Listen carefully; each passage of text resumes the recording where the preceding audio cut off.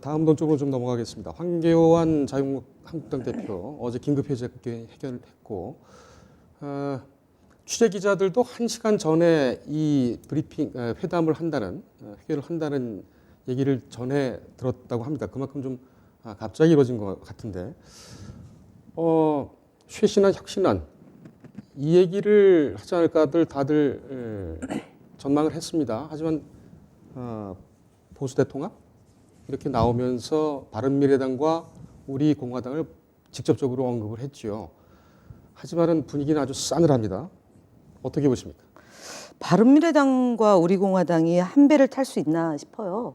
그러니까 이도 저도 아닌 잡탕으로 가겠다는 거라고 보고, 그다음에 지금 박찬주 전 대장으로 인해서 지금 계속 황교안 대표가 굉장히 좀 모양이 우습게 됐습니다. 그래서 이것을 돌파하기 위해서 새로운 카드로 활용한 것이 아닌가라고 봅니다. 이분이 공안검사 출신이라서 역시 사건을 만들어서 어떻게 국면 전환할지에 대해서는 기가 막히게 하는 그런 방식이다라고 보는데요. 좀 생뚱맞습니다. 그러니까 국민들이 그렇게 호락호락하지 않는데 좀 1992년도나 95년도 그때의 상황이라고 좀 생각하고 있는 것 아닌가라고 보여지는데요.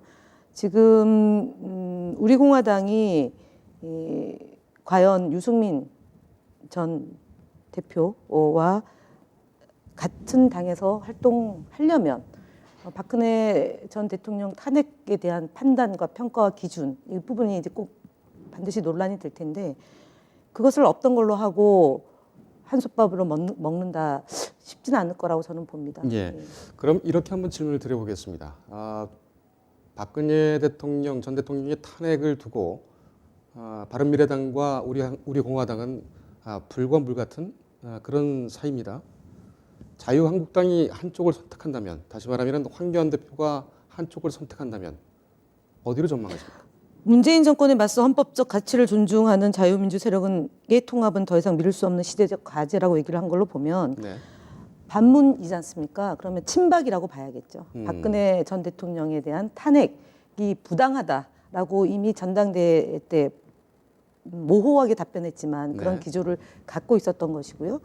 그렇기 때문에 이 유승민 전 대표에게는 그런 주문을 하지 않을까 싶습니다. 탄핵에 대해서 이제 유승민 전 대표 입장에서는 탄핵에 대해서 지금 이 시기에 와서 뭐 이렇게 묻고 답하는 게 뭔 의미가 있느냐라고 얘기하면서 이제 없던 일로 하자라는 취지의 얘기를 하는 것 같은데 그 정도는 안 될 것 같고 유승민 전 대표도 그 입장으로 선회해서 결국은 박근혜 전 대통령이 탄핵을 당한 것이 이 헌법적 가치가 존중되지 않았다라고 주장하는 거라고 연결이 됩니다. 헌법재판소의 판결이 부당하다라는 거고요.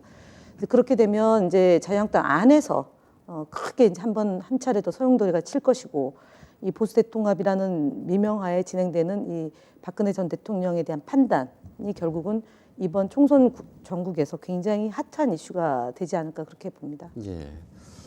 알겠습니다. 준비된 시간은 여기까지고요. 인재 영입에 대해서 좀 여쭤보려고 했는데 아직까지는 뭐 이렇게 구체적으로 윤곽이 드러나거나 대상자가 떠오르거나 그러진 않았죠? 저희 당은요. 서두르지 않고 차분히 진행을 해야 될 거라고 봅니다. 총선 기획단을 구성을 하고 그 기조 아래서 내년 총선을 어떻게 치를지에 대한 전략과 조직과 홍보와 그 기조를 갖고 거기에 맞는 영입 인사를 이제 계속 발굴해 내는 건데요.